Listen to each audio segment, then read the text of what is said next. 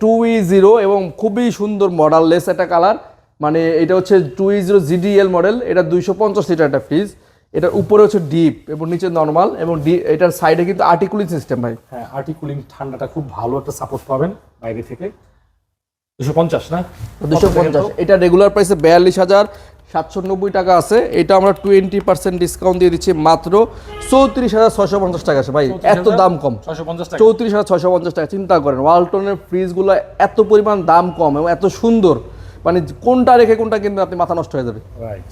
2V3 GDL ভাই, এটাও খুব সুন্দর ডিজাইন, কালারফুল একটা ফ্রিজ। যারা কালার পছন্দ তারা এই ফ্রিজটা দেখবেন।